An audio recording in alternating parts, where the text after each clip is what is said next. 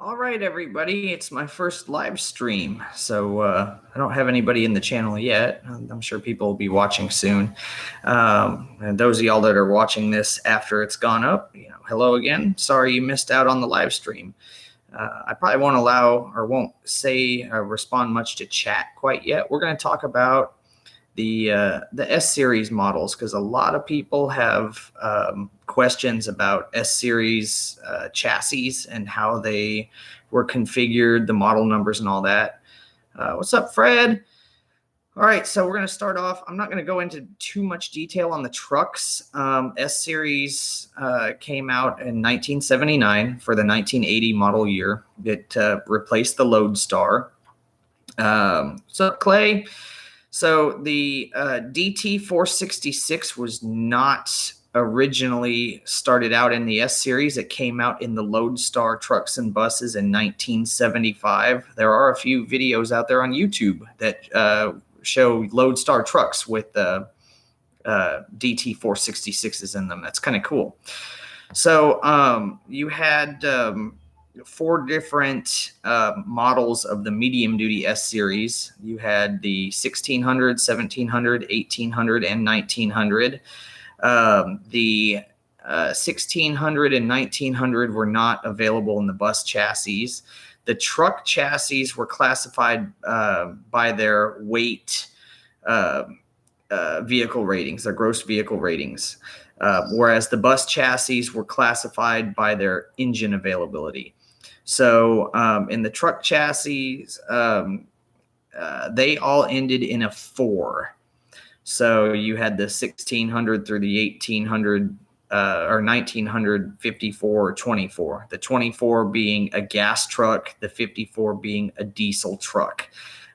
Gasoline motors for the trucks ranged from a 345, 392, MV404, and an MV446, which is larger in displacement than the 7.3. I think it's a 7.3.5, because 7.4 I think was 454 if I remember correctly in the Chevy motors.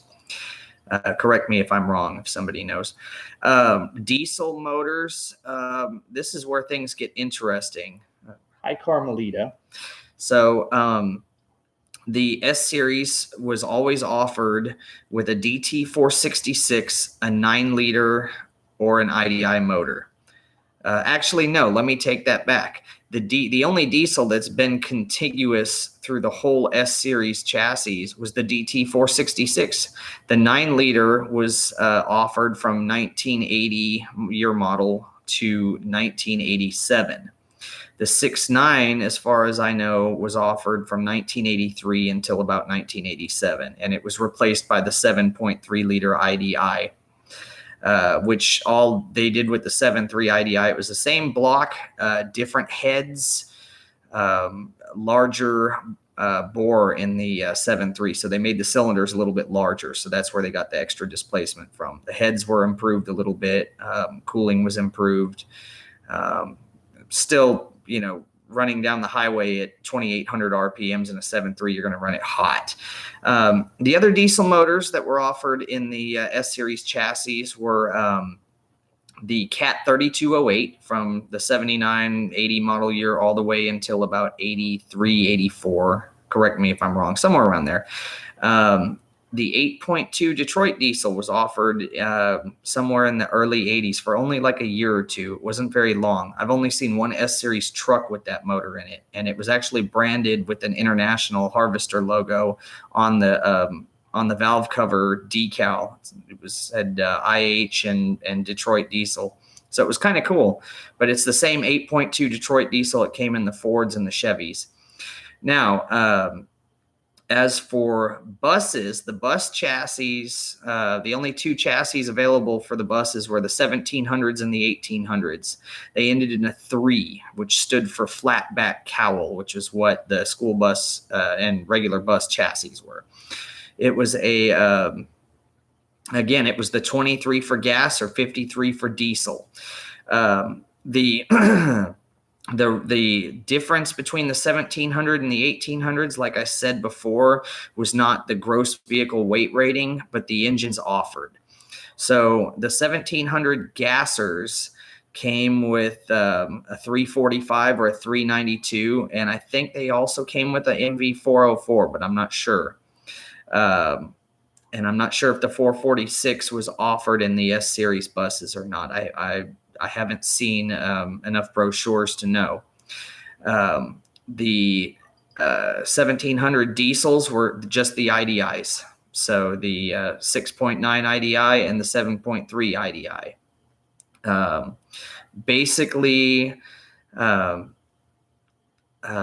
the gas motors went in production from whenever S Series came out in 79 until the last year model that I've seen an S Series with a gas motor was 1985. 1986 was the first year of diesel only S Series chassis, and it was also coincidentally the last model year of International Harvester.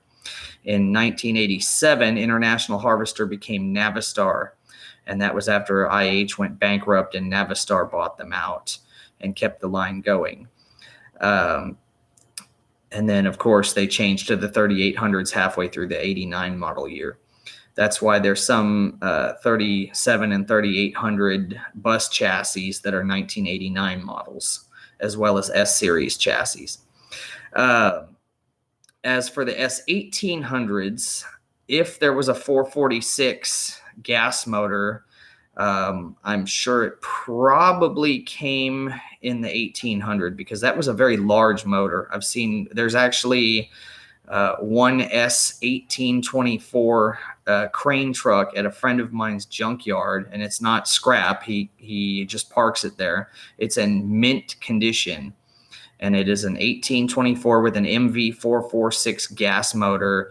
And I'm not sure if it's an AT545 or an MT643. I know it's a 4-speed automatic, but it does not have air brakes, surprisingly. Gorgeous truck though, bright red.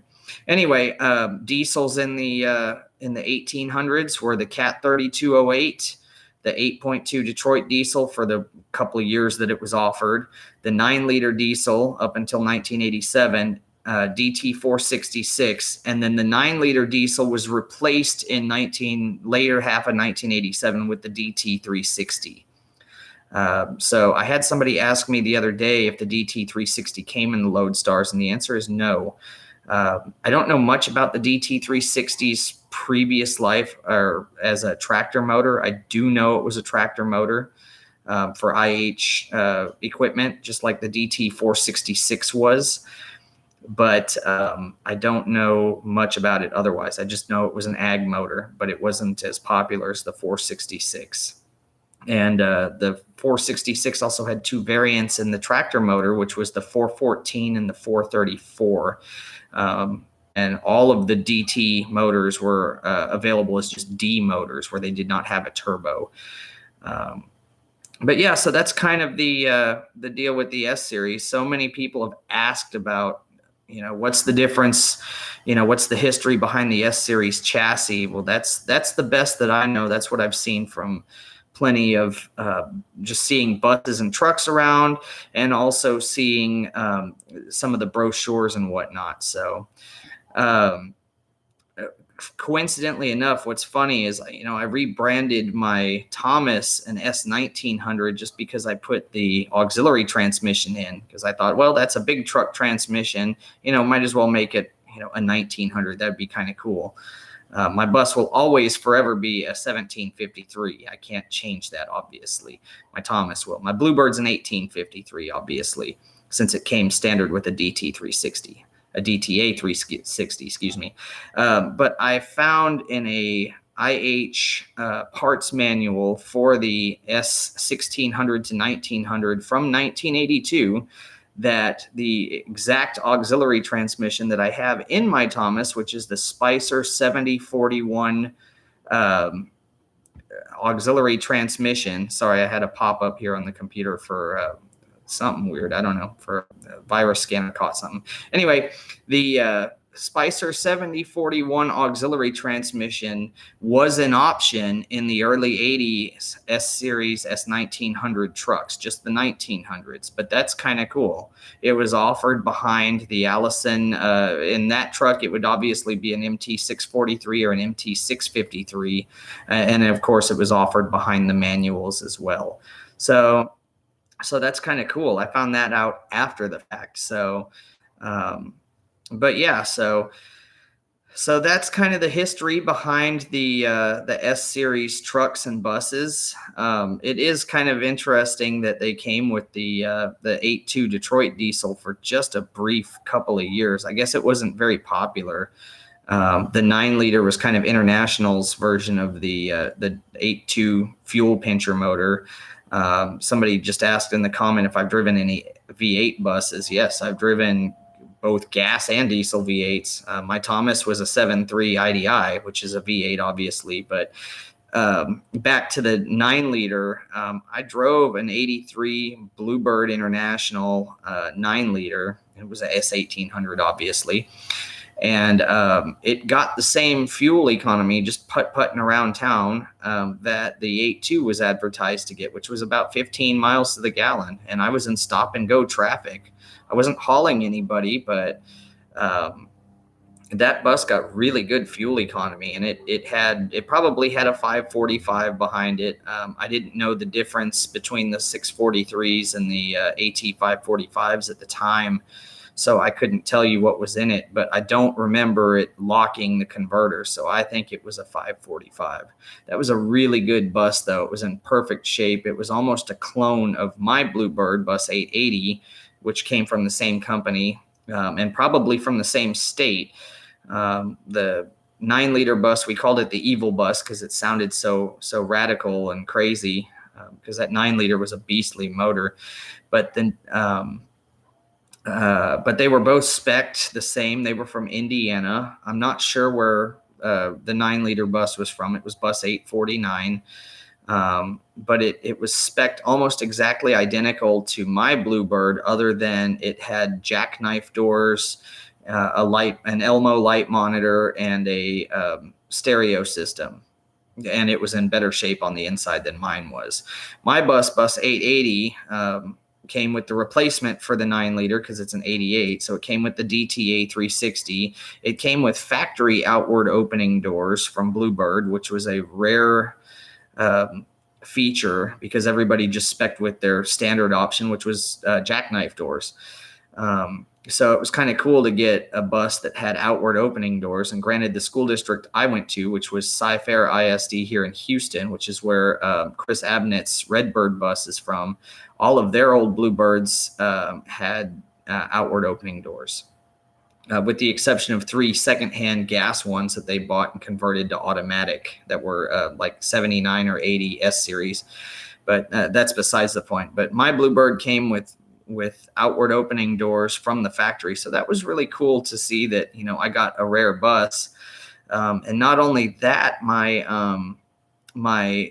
first rub rail from the bottom of the fender skirt, which is the one, not the one that the taillights sit on, but the one below that one, actually wraps around the back of the bus just a little bit. It comes around the bus about an inch.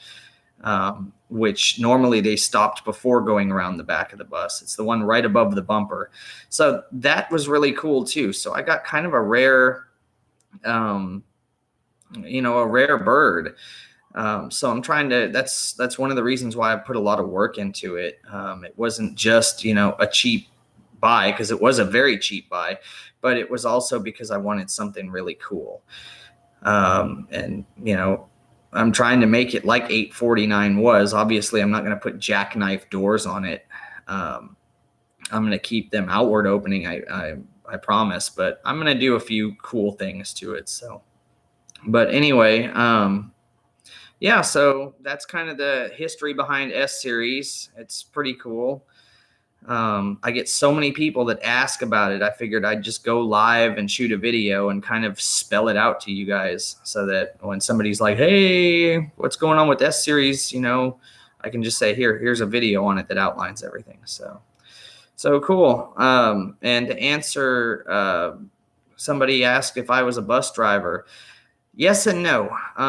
So I will be 36 this year in May. I started driving school bus right out of high school for Tomball Independent School District outside of city of Houston while I was in college. If I was still there today, I will have been driving 18 years. My Thomas was my route bus at Tomball for 2 years, and then it was my sub bus that I drove when I came and drove on the weekends and Fridays for 3 additional years. So it was kind of my baby. That's why I bought it.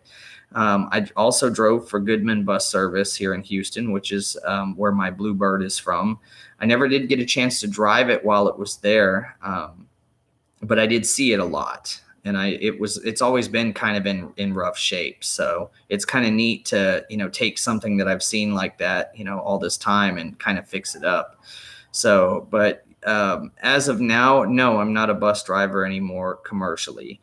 I don't drive for anybody. The only buses I drive anymore are my 2 buses.